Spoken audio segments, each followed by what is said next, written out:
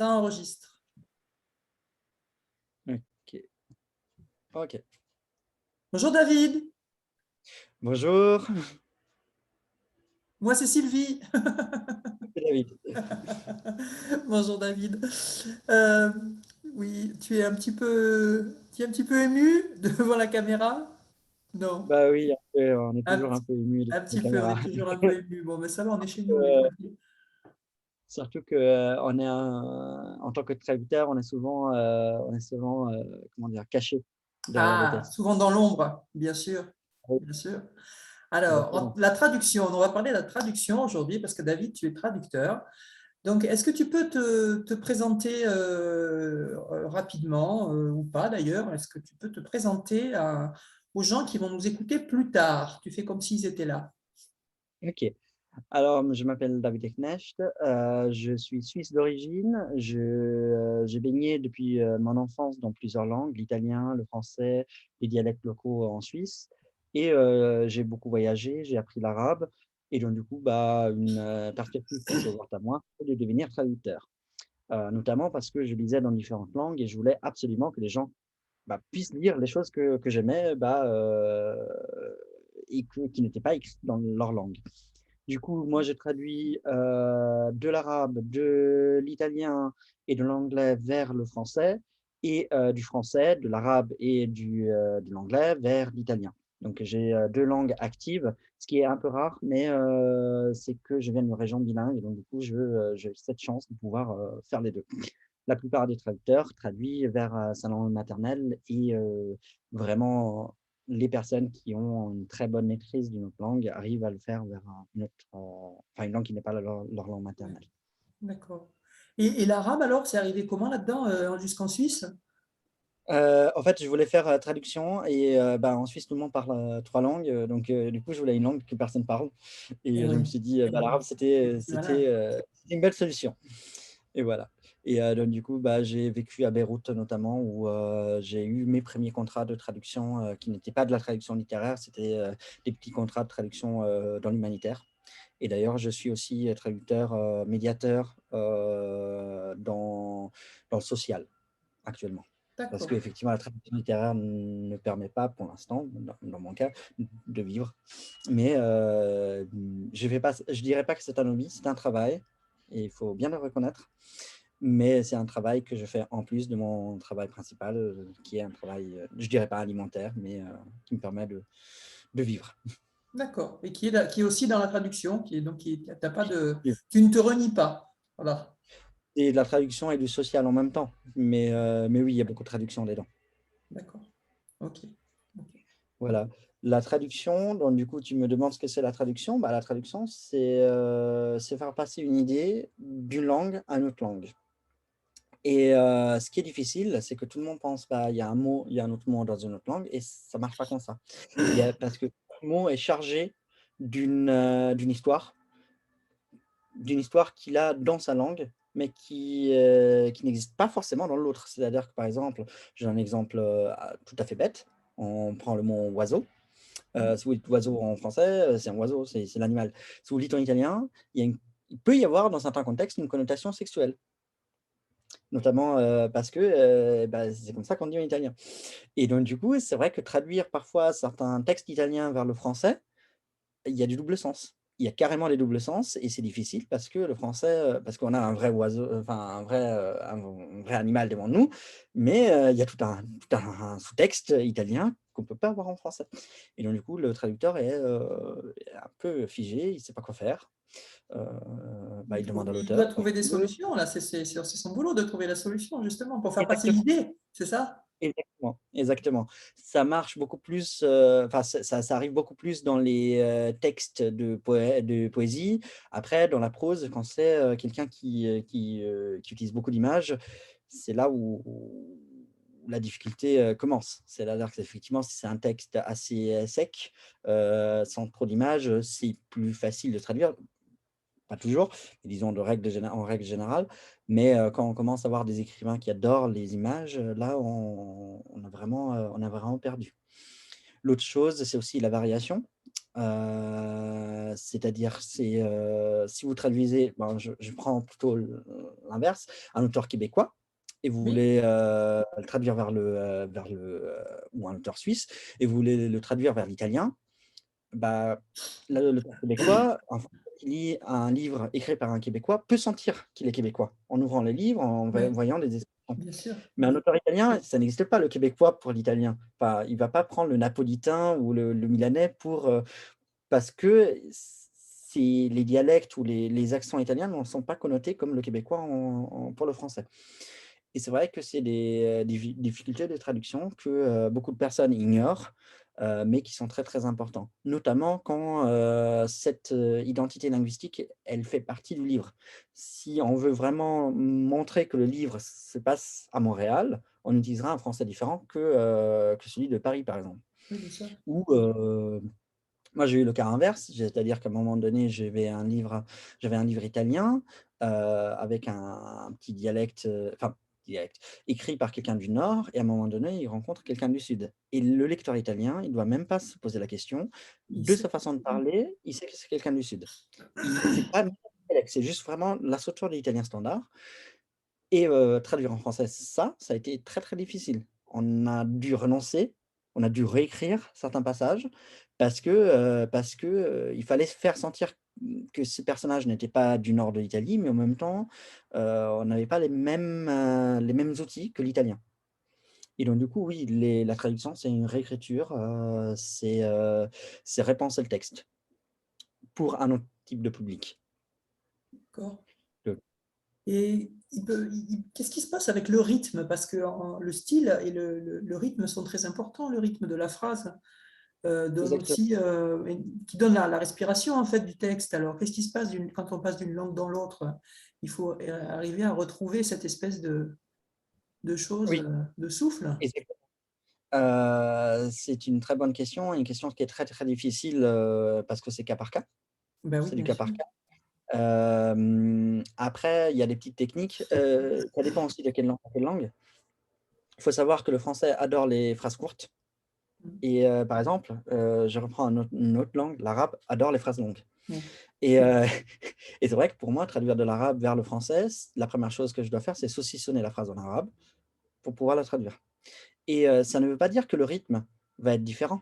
Ça veut dire qu'en fait, le rythme de la phrase originale avec des phrases longues, est connoté, par exemple, parler, parce qu'il y a un enchaînement d'idées qui fait en sorte que, pour le lecteur arabe, ça, il le sent comme quelque chose de parlé. Bah, en même temps, du côté français, il faut essayer de retrouver ce ryth le l'équivalent français de ce rythme.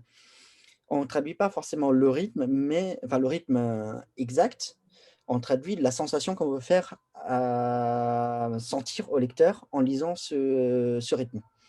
D'accord. Et c'est vrai que, les rythmes ne sont pas les mêmes selon les langues.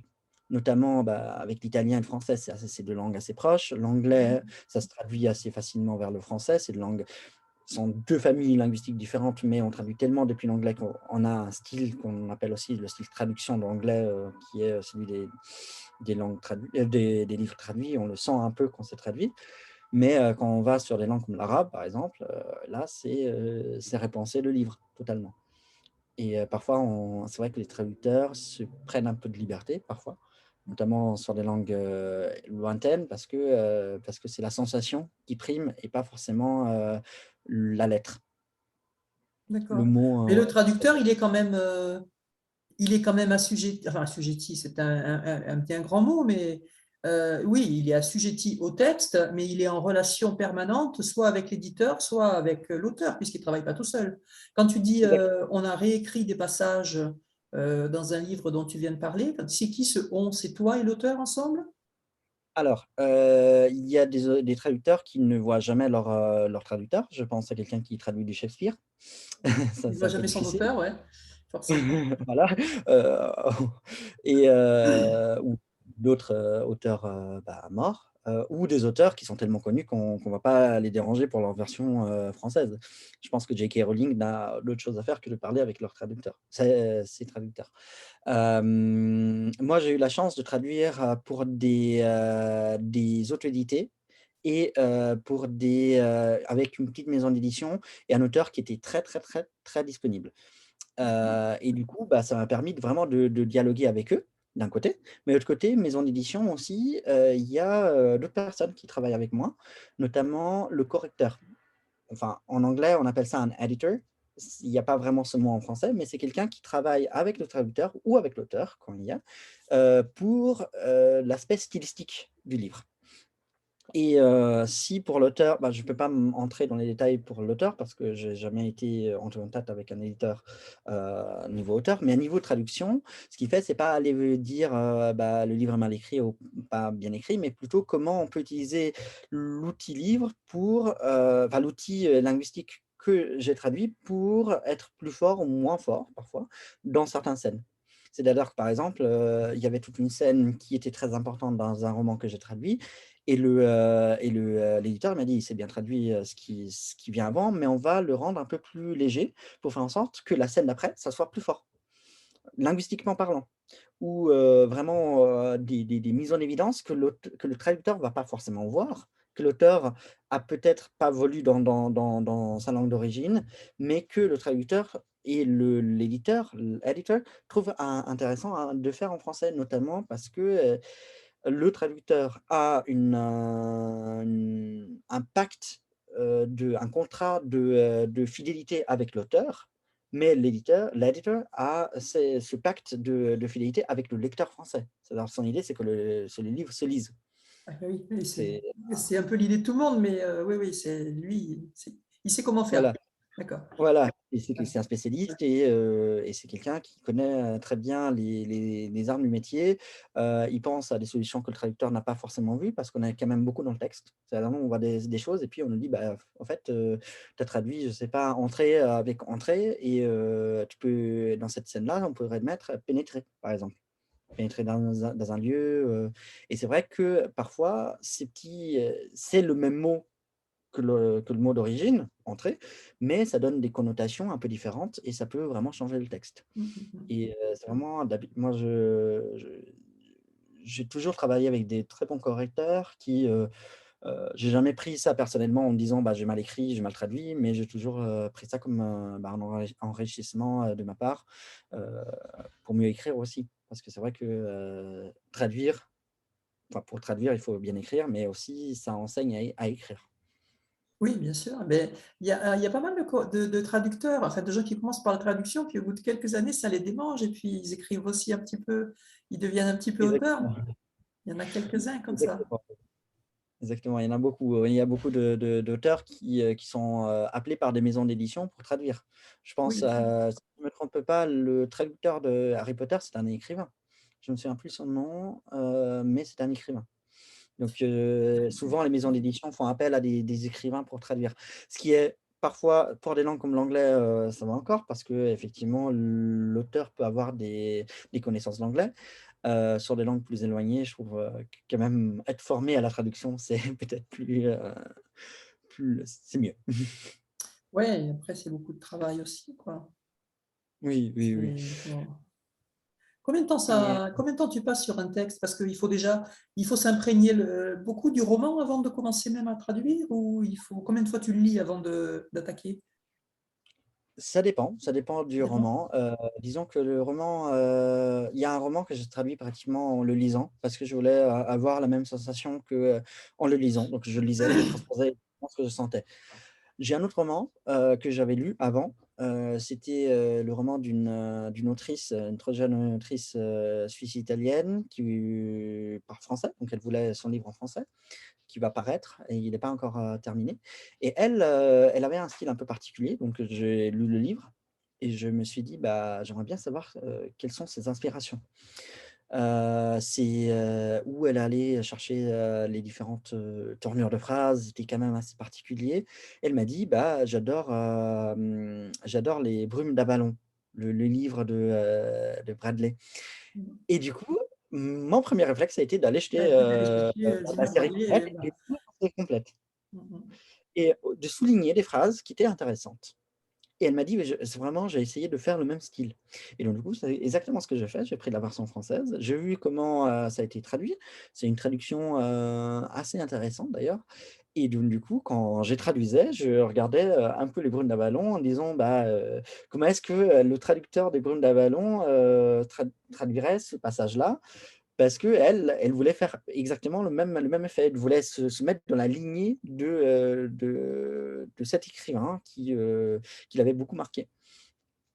Toujours dans ses livres, à un moment donné, il y a des chants, c'est très religieux, pas religieux catholique, hein, enfin très religieux, ça se passe à Atlantide, donc du coup, c'est des chants, Liturgique? C'est une liturgie? liturgiques. Ouais.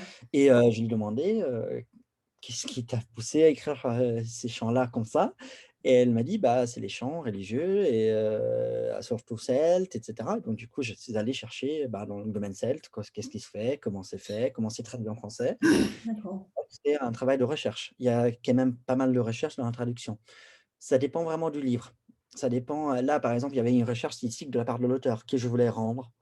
Dans l'autre livre que j'avais traduit, directement, il n'y avait pas de recherche. En fait, c'était plutôt une histoire, personnelle. Et donc du coup, c'était vraiment le sentiment, c'était comme un journal. C'était pas un journal, mais c'était comme un journal. C'est quelqu'un qui racontait sa vie et je trouvais que le fait de le traduire directement, allait lui donner une puissance, la puissance comment dire? De l'immédiat, de la spontanéité. Donc ça dépend vraiment du livre, du projet.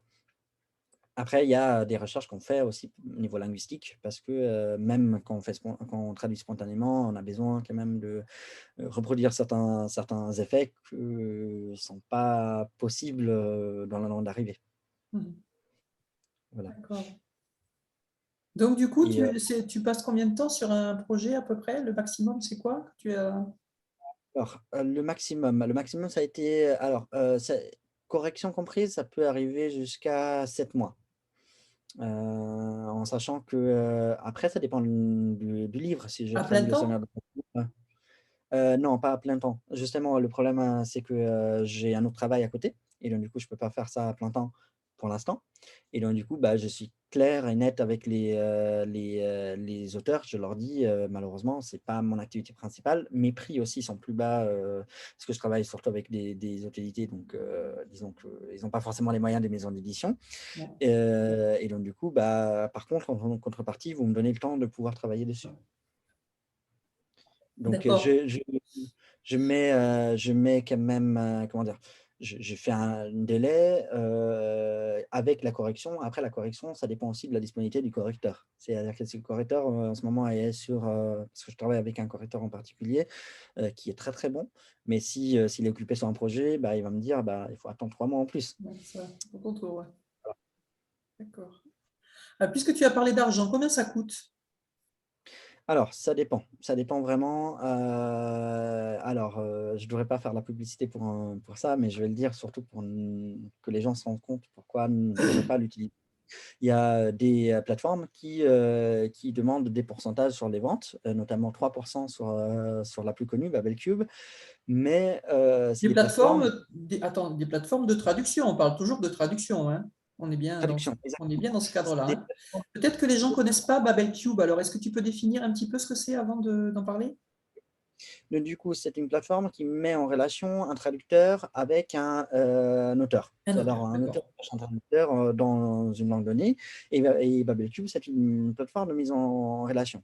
Cette plateforme, elle est, reliée à Amazon KDP, Mmh. donc KDP, donc du coup, c'est Amazon qui chapeaute. C'est Amazon qui prend beaucoup d'argent dessus d'ailleurs et le traducteur est rémunéré 3 des ventes. Ça veut dire que parfois, bah, un traducteur fait un boulot de 7 mois, comme je disais et prend, 7 €. Ah!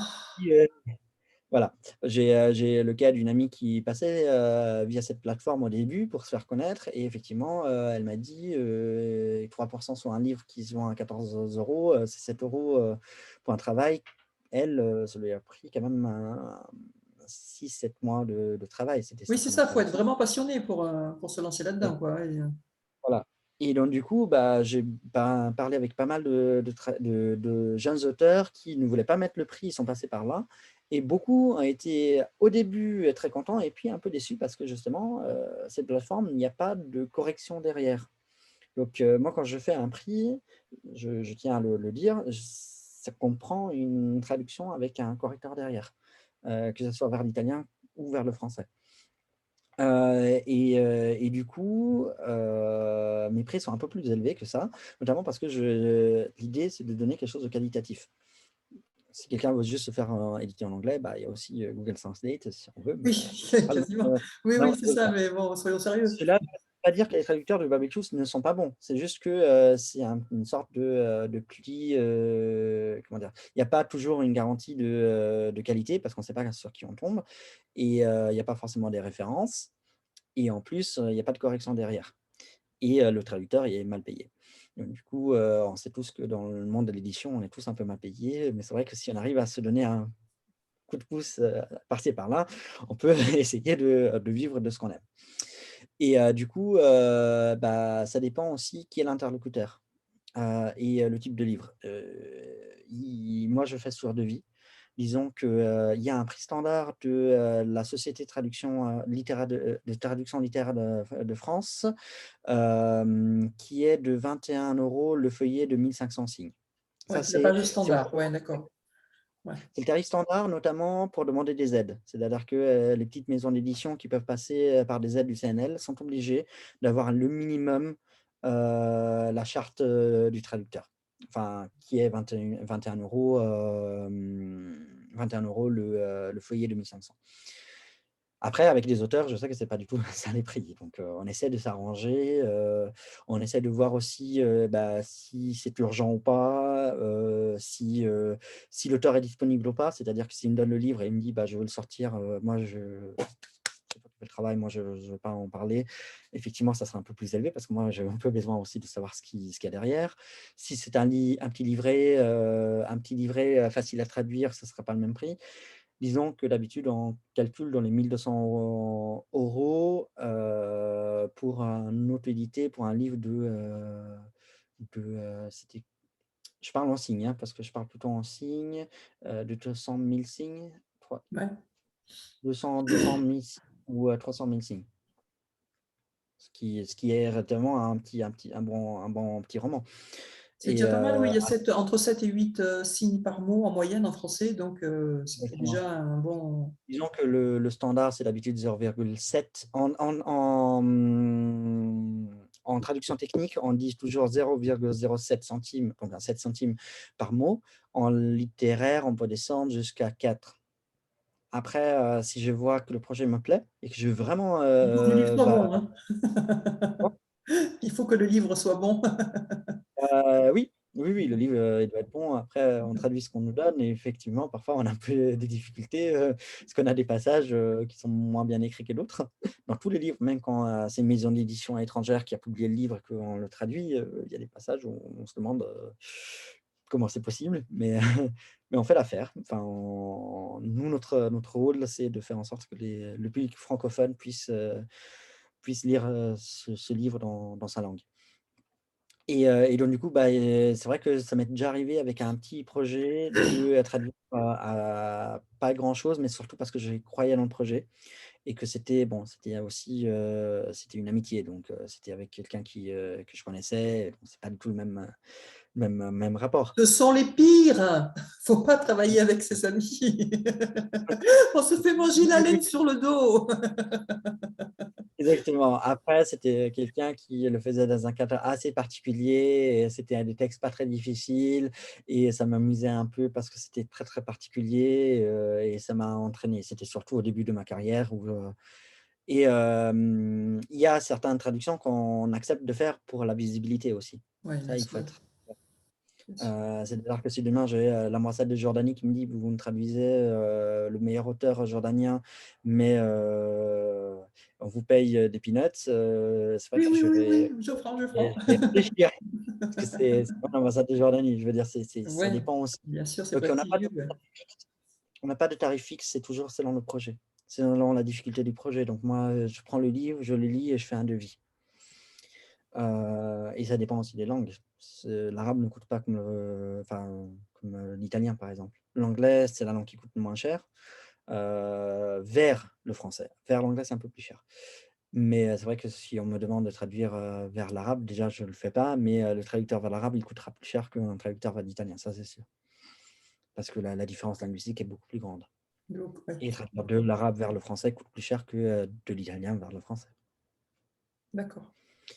Et dans mes tarifs, je suis clair, je mets toujours un correcteur avec. Donc je vais toujours faire un devis à côté par un correcteur que je paye moins cher que si la personne devait avoir son propre correcteur, parce qu'on travaille en binôme, c'est des partenariats que j'ai et j'essaie de l'inclure dans le devis. C'est pas toujours possible, selon comme je disais tout à l'heure, les disponibilités des uns et des autres. D'accord, d'accord.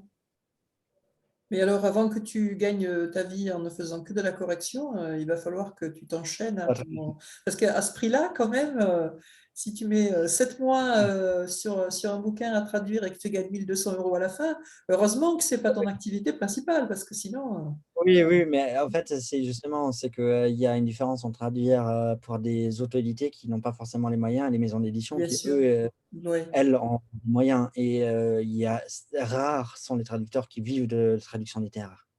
Il faut vraiment traduire pour des grosses maisons d'édition ou sinon partir, au fin fond de la campagne pour pouvoir avoir un loyer pas trop cher ou vivre, chez ses parents. Je connais des gens qui sont allés habiter chez leurs parents et c'est vrai que les tarifs sont assez bas. C'est que quelqu'un qui doit traduire un document vers une autre langue, qui doit envoyer pour, je sais pas, si quelqu'un doit traduire son mémoire pour aller à étudier à Oxford, il mettra le prix. Quelqu'un doit traduire son livre pour le faire lire à un public italien, il est déjà plus hésitant. Donc disons que c'est aussi l'offre, la demande n'est pas la même. oui, c'est pas du tout pareil, bien sûr.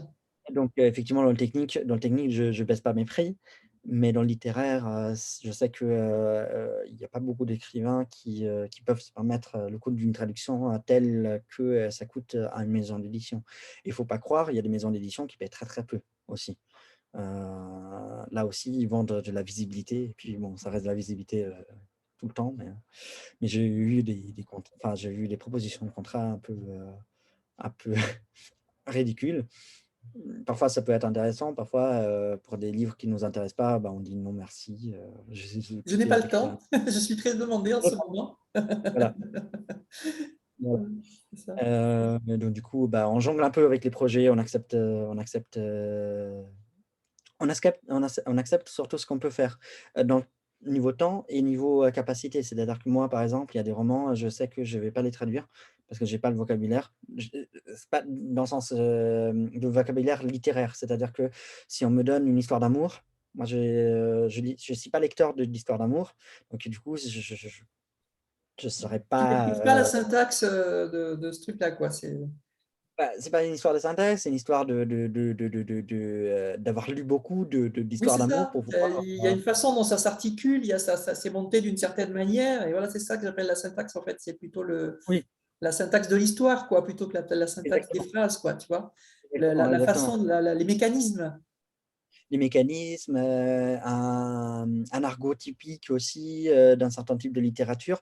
Bah, moi, j'adore la fantaisie. Effectivement, la fantaisie, à un moment donné, on voit que les auteurs ont, les auteurs, les traducteurs de fantaisie ont un peu un certain réflexe qu'on Oui, revoit, il y a des notamment des codes. Oui. dialogues, un style un peu particulier et cetera et cetera. Et moi, j'adore la fantaisie. Effectivement, le dernier roman que je traduis, c'était de la fantaisie et je me suis régalé. C'était, c'était ce que j'aimais faire. C'est vrai que quand, j'ai dû faire, d'autres choses, j'étais moins Ouais, je dirais pas enthousiaste. moins à l'aise, mais, moins inspiré. On traduisait, et c'est là où le correcteur a été très, très, très, utile parce que c'était quelqu'un qui était plus inspiré que moi sur certains passages et donc du coup, il m'a donné des belles formules, là où moi, j'étais pas forcément très inspiré. Il faut quand même se dire que, effectivement, à la différence d'un auteur, un auteur écrit ce qu'il a envie d'écrire. Un traducteur, bah, il écrit et il traduit ce qui est écrit dans le livre. Donc, même si le livre nous plaît, moi, ça m'est arrivé de lire un livre qui me plaît, mais, de manquer de mots en le traduisant parce que c'était pas mon champ littéraire. Après, c'est aussi le travail de traducteur, c'est aussi d'apprendre à parler plusieurs langues, littéraires. bien sûr. en sachant qu'il y a quand même Ça beaucoup de vient gens qui... aussi avec l'expérience, je pense, ça. Exactement. Et il y a beaucoup de gens qui se spécialisent. C'est-à-dire que vous voyez Mmh. des noms récurrents dans la fantasy notamment ou dans, je pense aux Arléquins, je pense que, ils ont des traducteurs qui traduisent que ça. Parce qu'il y a un vocabulaire, un style qui est propre, à ce type de livre. Et je pense que quelqu'un, enfin, quelqu'un qui traduit des grands écrivains, américains, il va pas Ah forcément, ben, faire de la fantaisie. Monsieur Heu, Mathieu-Sang, par exemple, enfin moi, c'est le seul que je connaisse, c'est Brice Mathieu-Sang, qui est quand même, depuis que je suis en âge de lire les écrivains américains, j'ai toujours vu son nom sur la page de garde des trucs. Et à un moment, je me suis exactement. dit, mais qu'est-ce qu'il fait là? C'est quoi son boulot à ce gars-là, quoi? Mais j'étais marmaille, hein, mais j'ai toujours vu son nom sur les couvertures de romans américains. Donc lui, je le connais, par exemple. Bah, il y a des auteurs qui ont des traducteurs, attitrés, notamment parce qu'à un certain moment, on commence à avoir un style et donc Oui, du coup, on le répète beaucoup plus facilement un nouveau traducteur. Et du coup, bah, ça arrive assez souvent que, bah, quand le traducteur change, on a toute oui. une Le autre sens. lecteur, il s'y retrouve pas. Il dit, mais qu'est-ce que c'est que ce truc? Mais ouais, absolument. Et ça arrive souvent avec, Agatha Christie, c'est le cas d'école parce que, effectivement, il y a pas mal de personnes qui ont traduit Agatha Christie ou je pense, bah, c'est surtout des classiques qu'on retraduit, et on retraduit, la retraduction, c'est aussi un gros sujet parce que parfois on traduit le livre plusieurs fois. Bien Je pense sûr. au Seigneur des Anneaux, c'est le cas typique, avec, le titre même a changé. C'était la communauté de l'anneau et c'est devenu, la fraternité de l'anneau, ou c'était la fraternité de l'anneau, ça a Ouais, changé ouais, de titre ouais, en ok, cours de ouais. route. Hein, hein. Heu, il y a des noms qui ont changé, donc du coup, et c'est vrai qu'on met les 2 versions, c'est le même livre, mais ce n'est pas le même livre. Parce C'est qu'il y a une ça. sensibilité aussi du traducteur qui sort. C'est vrai qu'on dit toujours on doit être le plus proche possible du livre, mais en même temps, qu'est-ce que ça veut dire être proche d'un livre qui a été écrit par un écrivain dans une époque, précise, dans un lieu précis, avec une langue précise, avec une mentalité précise et une culture précise. C'est-à-dire que, par exemple, on prend Le Seigneur des Anneaux qui est, très, très intéressant. L'anglais de Tolkien est très, très particulier. Ça n'existe pas le français de Tolkien. Il faut l'inventer. Mm. Il faut l'inventer, et par contre, un Anglais qui ouvre un livre de Tolkien, il sait dire que c'est du Tolkien. Heu et c'est vrai que le français de Tolkien, ça n'existe pas. C'est une C'est invention, ça. a posteriori et l'anglais de Tolkien a évolué aussi. C'est-à-dire que, si on traduit Tolkien, enfin, les premières traductions ont été faites quand le livre est sorti. Le Oui, français s'écrivait d'une façon, enfin, je veux dire, le français n'a pas évolué comme langue, mais comme style littéraire, ça a évolué. bien sûr. Et donc du coup, quand on traduisait, Tolkien au début, bah, on traduisait d'une façon différente qu'aujourd'hui. Heu, il y a d'autres auteurs qu'on a retraduits parce qu'on veut les actualiser un peu et c'est vrai qu'en actualisant, on n'actualise pas forcément le contenu, mais la langue, qu'il exprime. Mhm. Après le français, c'est vrai que ça se fait plus dans notre langue. Le français évolue, moins vite que d'autres langues. L'anglais évolue très, très vite, donc on sent vraiment la différence entre l'anglais de Tolkien et l'anglais d'aujourd'hui. C'est vrai qu'un livre écrit, dans les années 50 en France, on sent un style un peu différent, mais ça reste quand même la même langue, enfin le même principe, littéraire. Oui, ça dépend encore. Ça dépend qui. Ça dépend, ça Il y a dépend. encore un peu d'imparfait du subjonctif qui traîne et on en trouve de moins en moins. Il y a encore un peu, il y a des Oui, oui, formules un oui. peu qui sont de nos Et jours désuètes alors qu'elles sont en fait, mais c'est normal, c'est la langue qui évolue. Et puis il y a mmh. tous les nouveaux mots qui rentrent dans le vocabulaire. Bien sûr, bien sûr. Moi, Oui. par contre, c'est vrai que si on compare ça à l'italien ou à l'anglais, c'est vrai que, la différence est énorme. L'italien, pour traduire l'italien, effectivement, là, je ne suis pas que, traducteur, je donne aussi des cours de littérature italienne et là, je donnerai, un livre, mythique de la littérature italienne qui est La Storia de Elsa Morante.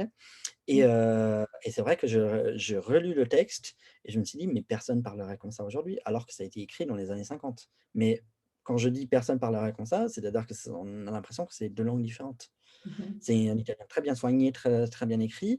Les mots sont plus ou moins les mêmes, mais pas du tout utilisés de la même façon et c'est vrai que, cette différence-là, elle existe moins en français et c'est ce qui est plutôt une bonne chose pour un traducteur. Parce que le traducteur a moins de questions à se poser. Ils se disent, bah, la langue bah, a cette capacité d'expression-là, et il ne faut pas que j'aille chercher des archaïsmes, Oui, bien sinon sûr. ça serait trop archaïque. Alors qu'un traducteur italien, il se pose beaucoup plus de questions là-dessus. Et c'est vrai que Et ça c'est… peut arriver justement de vouloir, de vouloir ne pas actualiser le livre, justement, de vouloir le laisser tel que… Oui, oui, oui, il y a des livres qui n'ont pas été retraduits.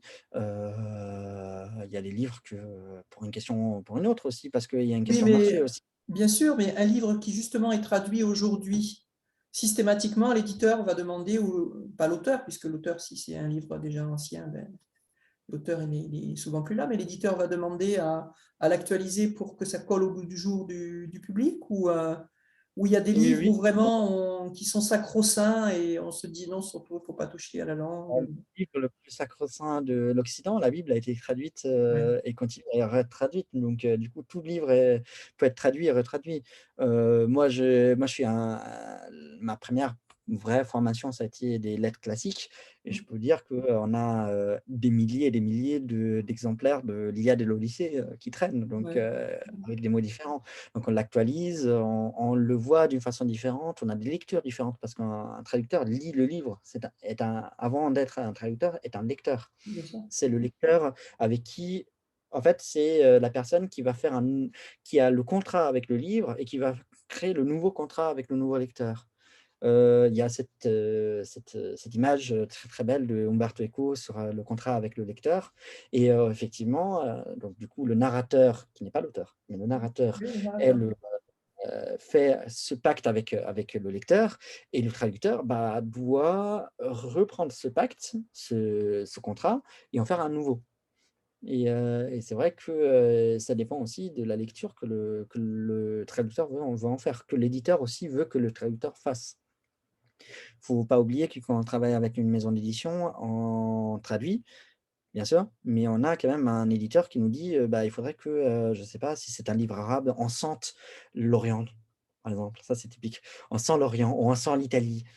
Moi, déjà, on sent Oui, l'Italie, bah, bien sûr, ouais, c'est ça, ça sent l'huile d'olive et le parmesan, ouais, ouais, c'est sympa comme ouais. définition. Ouais. Et c'est vrai Ouais. que, parfois, c'est bizarre, mais on a des contraintes. On a des contraintes qui sont externes au livre aussi. C'est des contraintes de l'éditeur, du public. C'est-à-dire que, si on me dit, bah, ça m'est arrivé de traduire justement le dernier livre. C'est un livre, pour moi, c'était plutôt adulte, et on m'a dit: «Non, tu traduis pour, des enfants», enfin, bah, des enfants, des ados, c'est un young adulte. Et c'est vrai que, au début, je me suis dit: «Non, mais moi, j'avais envie de le traduire comme un livre pour adultes», parce que je l'ai lu comme un livre pour adultes, mais l'auteur m'a dit: «Non, je l'ai pensé comme chose pour, les ados», et donc du coup, bah, j'ai adapté aussi ma traduction à la commande. Bien sûr, ça a demandé un petit effort, mais c'est vrai que moi, j'aurais fait, des choses en plus, mais que l'auteur n'a pas jugé, nécessaire, et donc du coup, bah, je suis resté sur le simple, et c'est vrai que traduire du young adult, c'est le plus simple parce que c'est un langage très, très simple, très, linéaire, heu, pas pas forcément très poétique, sur les bords, mais Oui, très enfin, pas trop fonctionnel. d'expérience avec cette tranche d'âge. L'idée, l'important, c'est de passer une idée, mais pas vraiment le. Voilà, Exact. c'est pas. Bah, il y a quand même un style à faire. Il y a quand même des images à respecter, mais c'est vrai qu'on va chercher des phrases beaucoup plus courtes, des mots beaucoup plus simples, on va faire moins, attention à ne pas répéter, par exemple, parce que ça, c'est moins important. Ouais. Heu, On les prend pour et des dès andouilles, en fait. pas forcément, pas forcément, je dirais pas ça. Ah, il y a Dans une la Grèce antique, et connexion. moi Ah, j'aurais pu mettre beaucoup de textes, enfin de mots, très, très recherchés, parce que j'avais fait des études de grec ancien, et que je me souviens, bah, il y avait des mots d'épée, et cetera. Je bah, on m'a dit: «Non, tu restes sur le simple parce que ça peut être un frein à la lecture». ouais, Et d'accord. c'est vrai que, bah, j'entends dire souvent que parfois il y a des auteurs qui sont trop difficiles à lire. Bon, j'ai mes réserves personnelles, mais mais on a des contraintes externes qui sont bien présentes, et ils sont très intéressantes aussi à respecter, c'est-à-dire c'est un exercice de style. Bien sûr, bah, sans contrainte, on progressera beaucoup moins vite, c'est évident. Oui. Et Après, il quel y a est des auteurs comme le... Vas-y, oui? pardon. Je disais, il y a des auteurs qui, pour eux, ils ont écrit un livre et c'est le traducteur qui doit faire son travail et donc du coup, ils se distancient aussi. Il y a d'autres qui sont très attachés à leur texte, et à ce qu'ils ont fait et donc du coup, ils veulent, absolument, pouvoir dire leurs mots sur les choix du traducteur, notamment quand le traducteur, enfin quand l'auteur connaît la langue d'arrivée. Là, moi, ça m'est arrivé, de passer des chapitres entiers à l'auteur qui faisait des corrections, pas forcément, justifiées parce qu'il connaissait la langue d'arrivée et c'est vrai que c'est très C'est intéressant. rock'n'roll, ça, non? Comment? C'est un peu rock'n'roll, ça, quand même, hein. Exactement, exactement, exactement. Non, c'est un métier très passionnant, qui prend beaucoup de temps, très incompris parce qu'effectivement notre but c'est de ne pas être vu derrière le texte. C'est-à-dire qu'en fait, déjà, on a la chance en France que les traducteurs soient sur, la couverture du livre ou, sur la quatrième, mais, dans certains pays, on cite même pas le traducteur. Donc on est vraiment les travailleurs de l'ombre. Mhm. Et d'ailleurs, c'est un peu dommage, mais c'est vrai que on dit toujours: «Quand le livre est bon, l'auteur est bon, quand le livre est mauvais, le traducteur est mauvais». On dit jamais: «Le traducteur est bon». Ouais. C'est facile comme ça. Ouais. Moi ça m'était arrivé d'avoir traduit un livre et de me dire: «Ah «Oui, la version originale était mieux».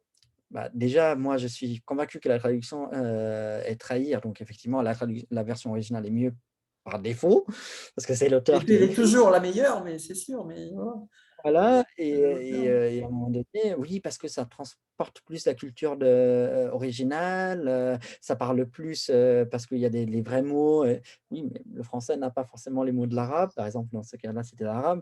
Je disais: «Bah, malheureusement, oui, c'est plus fort en arabe, mais parce qu'il y a un contexte qui fait que c'est plus fort en arabe aussi».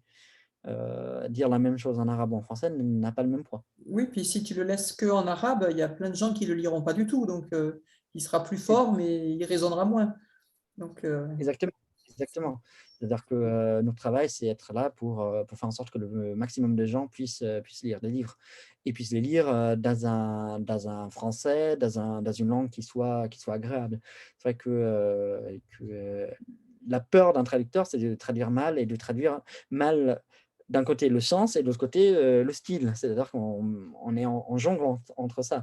C'est-à-dire que, qu'on veut être, tout à fait fidèle avec le texte d'origine, mais en même temps, on sait qu'on ne pourra pas l'être et donc du coup, on laisse un peu toujours quelque chose derrière, une espèce de nostalgie du texte d'origine aussi, que le traducteur a, souvent.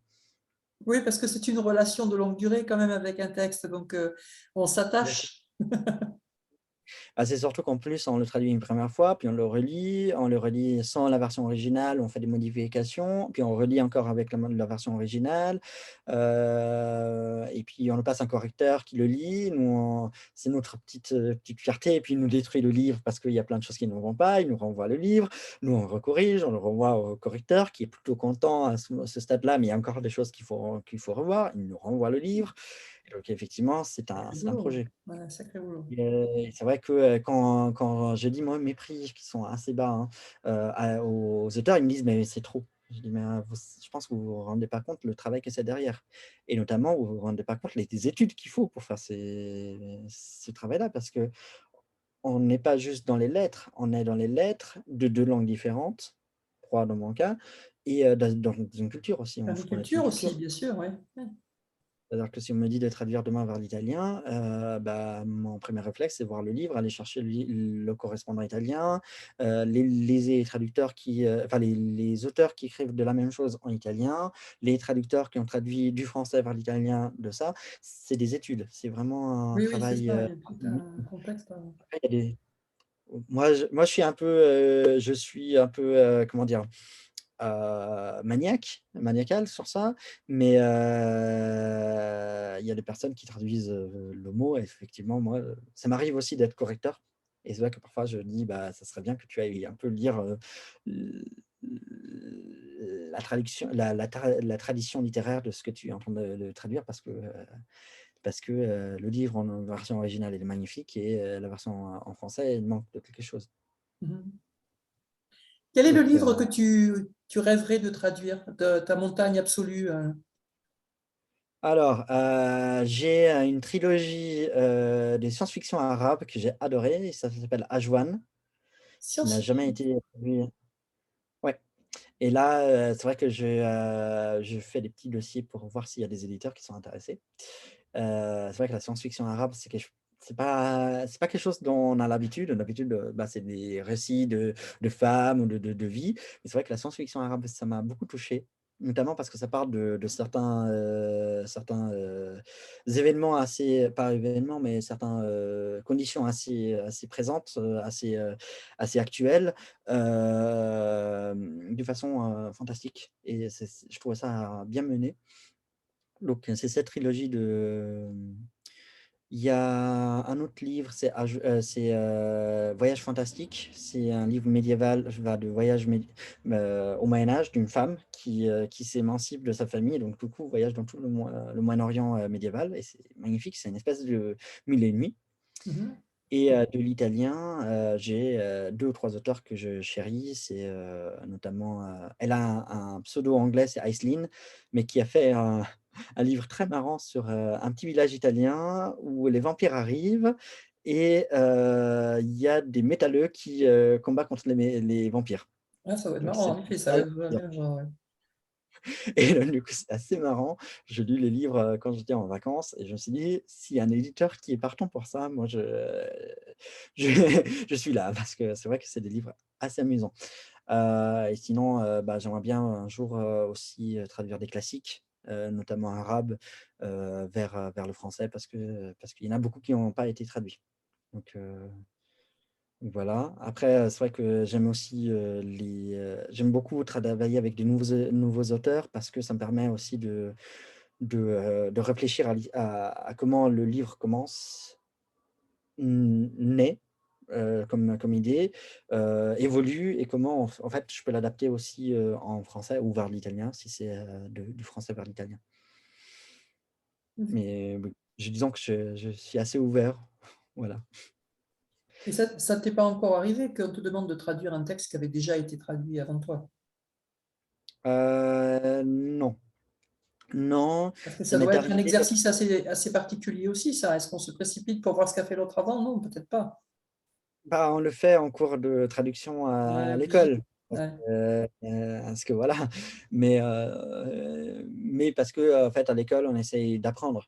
Après, non, ça m'est jamais arrivé. J'ai essayé une fois de traduire moi-même comme ça, les ailes brisées de Gibran, l'auteur du Prophète.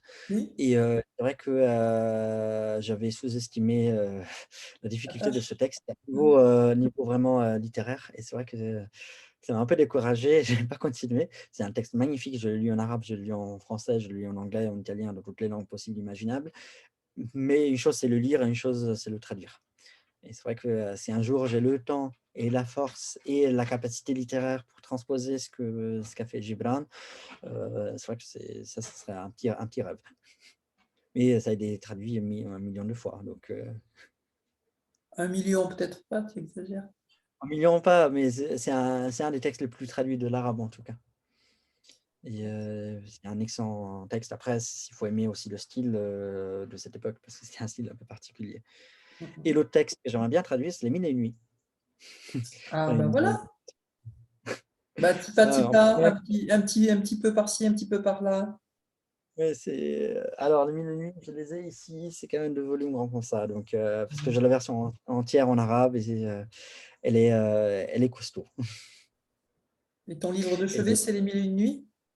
Ça l'a été pendant un bon moment parce qu'en plus c'est un livre assez amusant, on peut l'ouvrir à n'importe quelle page, Ouais. enfin on voit le début d'une histoire, on le lit et c'est vrai qu'en plus pour les apprenants, enfin pour les personnes qui apprennent l'arabe, c'est pas très difficile. C'est un arabe médiéval donc il y a des petites choses un peu anciennes, mais ça reste quand même très, très, très, très, très accessible comparé à tout ce qu'il y a dans la littérature arabe qui parfois est très, très indigeste, notamment à la même époque. Mhm. Donc c'est vraiment des contes pour enfants, donc La version complète, elle est plus adulte, mais ça reste quand même des contes. Donc c'est très intéressant et c'est riche, c'est très, très riche en images, en différentes choses et traduire ça, c'est à la fois difficile mais magnifique. Voilà. C'est souvent des exercices qu'on fait quand on est en école de traduction. D'accord. Donc, tu as fait une école de traduction, ça existe, ça, les écoles de traduction? Exactement, ça existe. Après, ça existe, partout en Europe, ça existe partout, pas qu'en Europe d'ailleurs. Moi, j'ai fait, du coup, lettres arabes à Genève et à Beyrouth et puis une école de linguistique et traduction à Paris, qui s'appelle l'INALCO, qui elle est connue aussi sous le nom des Langueso, Oui, anciennement les Langueso de ouais, langue Paris orientale, ouais. et donc du coup, on avait des cours de traduction. On avait des cours de traduction littéraire, technique, il y a moins d'écoles pour la traduction littéraire, beaucoup plus pour la traduction technique parce qu'il y a Il y a plus de demandes, hein. plus de demandes. Mm. Mais disons que j'ai eu des bons professeurs. Après, il y a une différence entre l'école et la vraie vie. C'est-à-dire qu'à l'école, on a des écrivains qui écrivent super bien, où on comprend tout, et puis on se retrouve devant dans la vie active, on se retrouve devant des textes qui ne sont pas forcément mauvais, mais qui n'ont pas été traduits dans un style qui est nouveau, et donc du coup, il faut inventer. Il faut inventer, faut retravailler tout. Ouais, c'est beaucoup moins balisé forcément qu'à l'école, oui, ça c'est sûr. Oui. Ouais. Oui, oui, bah, on me met des auteurs très connus, très étudiés, qui écrivent dans un arabe ou dans un italien très standard.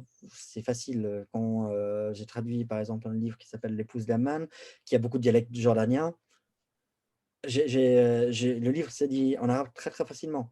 Mais en traduction, c'était comment est-ce que je traduis ça? Ma première question, ça a été comment est-ce que je voudrais que ça soit traduit? Parce qu'il y a quand même un choix de l'auteur, du traducteur au début. D'ailleurs, un choix que l'éditeur parfois peut aussi ne pas accepter et changer à la fin. C'est-à-dire que là, par exemple, c'est quelque chose qui arrive assez souvent. Le livre était écrit au passé et l'éditeur il m'a dit le passé arabe. Enfin, on a analysé le texte. En arabe, ça marchait très bien au passé et en français, on l'a mis au présent parce que c'était très personnel, très, comment dire? Ça parlait de la vie de tous les jours et cetera et donc du coup, le passé composé, c'était trop lourd. Le passé, simple, impossible de parler de la vie de tous les jours en passé simple et l'editor dont on a parlé tout à l'heure, il m'a dit: «Bah, la meilleure solution, c'est de transposer tout au présent» et transposer tout au présent, ça implique aussi, des retraductions de certains Bien passages sûr. parce que ça on n'écrit pas de la même façon au présent qu'au passé, notamment en français et donc du coup, effectivement, c'est des choix qu'on fait avec notre équipe, donc l'auteur d'un côté ou le correcteur de l'autre et D'accord. après, c'est beaucoup de cas par cas parce que chaque livre est différent, chaque auteur est différent, chaque époque qu'on traduit est différente aussi. Parce qu'on traduit un auteur, on traduit un livre, on traduit un auteur dans son époque, une époque et c'est vrai que, il faut tenir compte de tout ça et donc du coup, de l'autre côté, bah, on regarde aussi en français ce qui se fait. Et d'ailleurs, moi, j'aime bien dire qu'on traduit pas d'une langue à une langue, on traduit un auteur. Ouais. Avec tout ce qui se va avec, c'est-à-dire un auteur qui Ouais. parle dans une D'accord. langue, donc mais c'est sa langue aussi. Est-ce que l'anglais, de Tolkien est le même que l'anglais de J.K. Rowling, par exemple? Non. Et est-ce que le français de Tolkien doit être Si le tu même que le traduis français Lewis de Carroll, forcément, tu es obligé d'inventer, hein. Tu n'as pas le choix, hein. exactement, exactement. Rudyard Kipling, bon, c'est très actuel, ça reste très moderne comme langue, mais quand même, Oui, voilà. oui, oui, oui, oui, Euh, oui. Et comme je disais, il y a la variation géographique, la variation, du public, la variation aussi, est-ce que c'est un roman populaire? Donc du coup, ça a été écrit dans un prenons l'anglais, hein, un anglais des classes, populaires et donc du coup, qu'est-ce que ça veut dire en français? Est-ce que ça a été écrit pour la noblesse anglaise? Est-ce que ça on va garder ça aussi en français? mhm. Donc il y a pas mal de petites choses qu'il faut regarder. Est-ce que c'est ironique dans la version originale? est-ce qu'on va garder le côté ironique? Est-ce que l'ironique de la version originale, si transposé en français, ça ne devient pas ridicule? Parce que Est-ce que ça ça marche? C'est pas sûr que ça marche. Bah oui. ouais, Ouais. il y a des choses qu'on doit laisser, derrière. Est-ce que les personnages, par exemple, parlent un dialecte précis? Comment on le transpose dans une autre langue? Je sais qu'il y a des traductions d'Harry Potter qui font parler Hagrid, donc avec un accent, enfin pas un accent, mais avec des fautes et en fait, c'est pas des fautes, c'est un accent particulier en Angleterre et donc du coup, bah, comment on transpose ça? Une solution mal taillée, avec une cote mal taillée que le traducteur a trouvé pour lui donner Je une façon pour être tout particulière. sincère, j'ai pas lu le Harry Potter en français, je l'ai lu en anglais. Mm. Et donc du coup, bah, je reconnais l'accent, après c'est d'autres traducteurs qui m'ont parlé de ce cas-là, donc je peux pas mais D'accord. apparemment, ils ont souvent sorti comme cas de traduction qui a dû enfin, de choix de traduction qui a dû être fait, mais qu'en fait, il n'était pas forcément, enfin, qui a été le meilleur, choix, mais pas forcément, ça ne reflète pas forcément ce que l'auteur a voulu, dans sa langue, d'origine.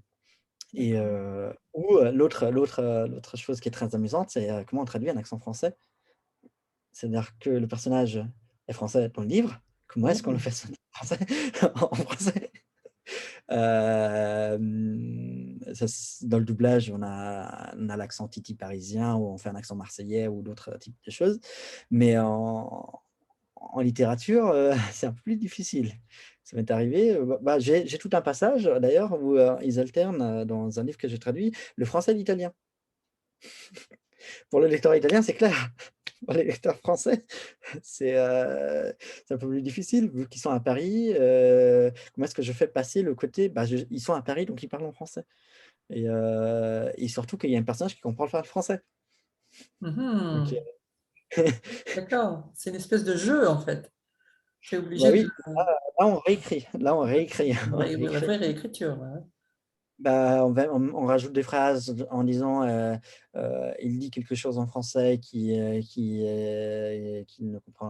comprit pas Oui, ou c'est des choses ça. comme Tu es ça. obligé Mais on d'expliquer un peu, de recontextualiser le truc pour que exactement ce soit compréhensible. et là, on le fait souvent avec, si on a l'auteur et l'éditeur. C'est-à-dire que le traducteur, sur ses choix d'histoire, il le fait pas tout seul. Oui, oui, bien sûr. Là, il y a quelqu'un d'autre qui le fait pour lui et d'ailleurs, ça arrive souvent qu'on a ces cas de figure, ça arrive souvent dans les dialogues, dans les incises de dialogue, parce que le français a des incises de dialogue très particulières. Quand on lit d'autres langues, on voit que les autres langues les ferment, les incises de dialogue et donc du coup, ça permet d'avoir Les blocs, c'est pareil. blocs des blocs séparés. Donc, blabla, par exemple, salut, ils ouvrent les guillemets, ils ferment les guillemets après salut et donc du coup, ils peuvent mettre une action. Au lieu Mm. de mettre il dit, il fait, il salua et donc du coup, ça permet des choses que, le français ne peut pas forcément faire. Et Mm. du coup, le traducteur est obligé de réécrire ses dialogues. Et ça, c'est un gros, gros, gros, gros boulot du traducteur, c'est réécrire les dialogues. Pas ce qui se dit, mais vraiment comment le dialogue est mené pour avoir le même rythme.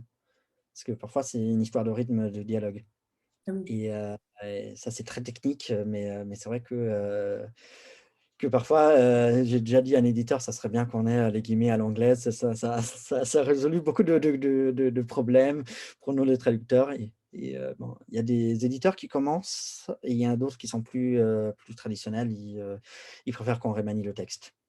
Mm. Donc, parce que, Ouais, il y a carrément pour des être ouvrages où les guillemets disparaissent complètement, de toute façon. Hein. Il y a de plus en plus de… oui, Oui, oui.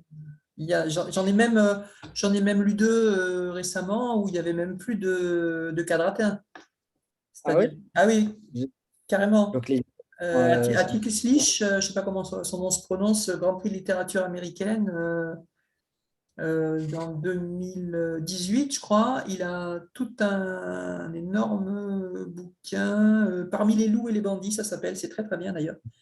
Et les personnages dialoguent, il y a beaucoup de dialogues, mais il n'y a aucune incise et il n'y a aucun quadratin. Il y a un mais retour à est-ce la ligne et des phrases. Et en fait, ça donne un rythme très particulier. Évidemment, on comprend, puisqu'il y a le contexte qui est quand même clairement posé, on comprend bien ce qui se passe. Mais il y a toujours une incertitude avec laquelle il joue. C'est merveilleux, c'est très très bien. Savoir où est le dialogue et où est l'incise. Et Ouais. c'est vrai que moi, j'avais fait, bon, je l'ai vu en 2e correction, mais j'avais fait une incise sans le signaler et je traduisais, c'était un fantasy et le correcteur, il m'a dit: «Bah, là, on comprend pas si c'est, une incise ou si c'est le dialogue». Mais les 2 marchent. Il a dit: «C'est problématique». D'ailleurs, le travail du correcteur dans les dialogues, c'est surtout, contrôler que les dialogues soient clairs, qu'on comprenne qui Ouais, parle. on comprend bien Dans ce qui certaines se langues, c'est passe. tout à fait évident parce que ça se met à la ligne, mais en français, non, pas forcément et donc du coup, parfois, on fait beaucoup de traducteurs ont ce petit jeu d'ajustement et c'est vrai que, le boulot du correcteur, c'est quand même de bien regarder que les dialogues, soient compréhensibles, enfin, qui parle, à quel point. Parce que parfois aussi, on est obligé de mettre, bah, le français adore, par exemple, mettre, après enfin, mettre au milieu de la réplique «dit-il». Mm. D'autres langues, ils le mettent au début, d'autres langues, ils le mettent tout à la fin, donc c'est vrai que ça remanie toute la phrase et donc du coup, on est obligé de jouer avec des pronoms, avec différentes, techniques, pour, remettre, les choses à leur place, Ben pour oui. qu'un lecteur français ne se perde pas. Et c'est vrai que les dialogues, c'est très, très difficile à traduire, pour, la question des incises, mais aussi la question de comment on fait parler nos personnages. C'est-à-dire que, bah, tous les personnages, alors si on veut un livre plat, ben, on laisse les personnages parler, platement, mais il faut quand même se dire qu'on ne parle pas tous de la même façon et donc du coup, est-ce qu'on va ou pas caractériser le parler des personnages? Et j'avais, bah, là plutôt en tant que lecteur, j'avais heu, un livre anglais où les personnages avaient vraiment une voix très particulière. On savait, il fallait même pas mettre, qui parlait parce qu'on savait, on savait. Mm. Mhm. Tout de suite, elle parlait parce qu'il y avait, une noble, donc elle parlait comme un noble, donc avec des mots, très avec beaucoup de français, c'était un livre en anglais, avec beaucoup de français et cetera et puis une servante qui parlait, vraiment plus, avec des monosyllabes, Mm. des phrases courtes, et c'est vrai que, en tant que traducteur, il faut se poser la question aussi, comment on fait parler nos personnages? Est-ce que l'auteur déjà l'a fait?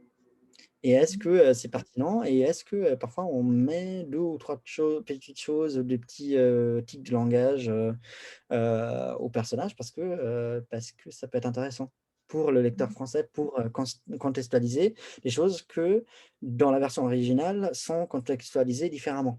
C'est-à-dire, par exemple, j'invente, hein, mais c'est un exemple, D'accord. dans une culture, les personnes qui s'habillent en rouge, c'est des nobles. La personne qui lit ça en langue originale, il le sait, donc il a pas besoin de contextualiser ça. Mm. Nous, en français, on a peut-être besoin de quelque chose qui nous le dise Ben oui. et ça peut être fait dans sa façon de parler. Alors que par ailleurs, l'auteur ne l'a pas fait dans sa langue originale. Mais ça peut être des petites choses comme ça. D'habitude, on discute ça avec, l'éditeur parce que, on peut pas forcément se permettre de faire ça, mais si on veut vraiment marquer certaines choses qui sont pas, comment dire? Évidentes pour le lecteur de la langue d'arrivée. Et parfois, on voit aussi un petit renvoi avec en bas une note du traducteur. C'est-à-dire que des fois, il y Oui, a des choses qui sont tellement difficiles à rendre avant qu'il vaut mieux les expliquer carrément et voilà, et tant pis. Et alors moi, il y a il y a deux écoles. 2 écoles. Il y a on met une note de bas de page, ou sinon on peut expliquer dans le texte. C'est-à-dire parfois, par exemple, prenons, le dialogue, où les personnes se parlent en français et c'est en français. On peut mettre: «Dit-il» tu un chat? Oui, il y a la minette qui est juste à côté de moi, là, qui vient me voir. Oh moi, j'ai pas les miens ici, ils sont dans l'autre pièce. Par exemple, si en italien, il y a quelqu'un qui parle en français, on peut mettre dans la version française: «Dit-il» en français, Alors que l'italien est assez clair, c'est en français, donc il ne faut pas que le lecteur italien le sache, parce que de toute façon, c'est du français avant. Ou on peut le mettre en note de bas de page, c'est-à-dire, cette réplique était en français. Moi, je suis plutôt pour la première parce que je trouve que les notes, surtout dans les romans, ça casse la lecture. Mais il y a d'autres personnes qui préfèrent mettre des notes de bas de page pour expliquer. Après ça dépend aussi si on peut mettre, discrètement, l'explication ou si on peut pas. Parce que si on peut pas, bah, il faut le mettre, Oui, ben voilà. Oui, ça m'est arrivé de traduire un passage où on citait un poète arabe et à un moment donné, le passage était tellement beau, on ne pouvait pas le casser en disant, comme dit machin, le poète arabe. Parce que de toute façon, on sait que tout le monde va enfin, dans la scène, tout le monde connaît le poète, donc il ne va pas expliquer qui est le poète dans sa réplique. Donc il a fallu mettre c'est une ça. note. Il faut éviter les erreurs des auteurs débutants. Ouais, donc voilà, donc on essaye d'éviter, tout ça.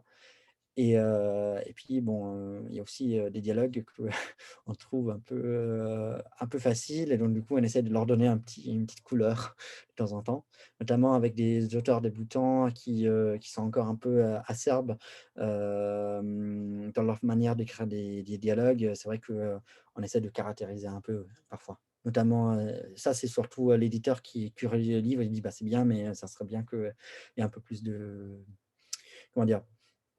De respiration ou de caractérisation du parler des personnages. Mhm. Et ça D'accord. pour les dialogues.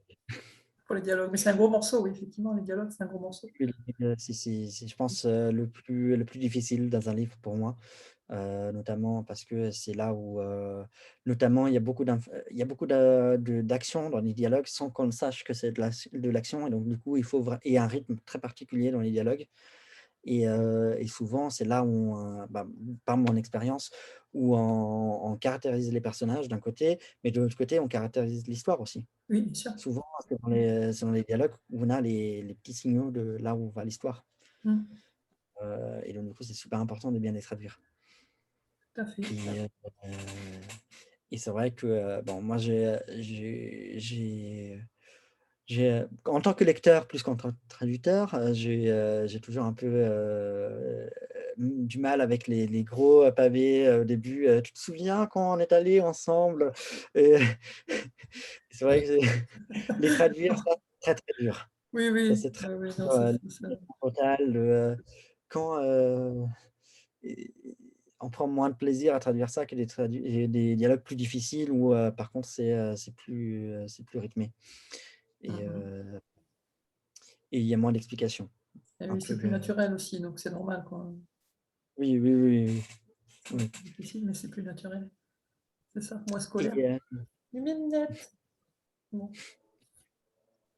et du coup, je ne sais pas s'il a d'autres questions peut-être, moins techniques. C'est vrai qu'on est rentré sur du On est technique rentré sur peut-être. des choses techniques, mais c'est parce que c'est passionnant. Et puis toi, tu es vraiment passionné. Alors, je t'écoute. C'est un vrai bonheur de te voir t'exprimer là-dessus, parce qu'on sent que vraiment tu es Ah dans bah, ton oui, élément et que tu pourrais parler encore pendant des heures.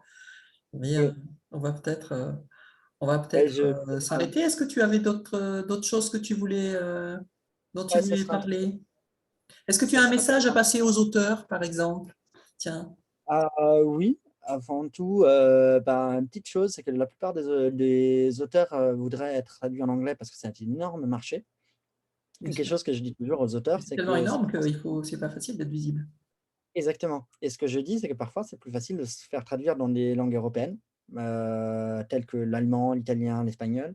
Et le marché est intéressant, et surtout, il y a moins d'auteurs traduits dans ces langues-là, des auteurs non anglophones et on est moins noyé. C'est-à-dire qu'effectivement, ça m'est arrivé d'avoir des résultats beaucoup, plus, enfin des meilleurs résultats avec, une traduction que j'avais faite vers le français de l'italien que, la traduction anglaise. Parce que, il y a tellement de choses à lire en anglais, il faut vraiment avoir un Ouais, argument ouais. choc. Alors que le français ça reste quand même un marché très, très grand, celui du livre francophone, parce que c'est quand même une population qui lit beaucoup. On se plaint toujours que les gens ne lisent pas en France, mais en fait, ça fait partie La des francophonie, c'est grand, c'est pas que la France, hein. La francophonie, c'est énorme.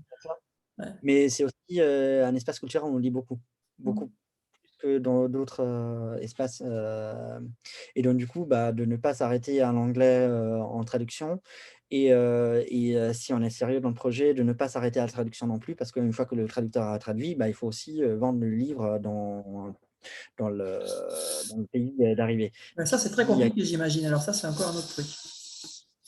Oui, après il y a des méthodes, c'est-à-dire qu'on peut les traducteurs sont là pour traduire, mais aussi pour, aider surtout les auto-édités, hein. Enfin, les maisons d'édition ont leur circuit, mais les auto-édités, ils ont, enfin les traducteurs, ils sont là aussi pour, faire un petit plan comment dire? D'attaque pour le marché d'arrivée. Heu, Ça peut être un service en plus que le traducteur peut faire à l'auteur. D'accord. Voilà. Sur quoi tu Et oui. travailles en ce moment?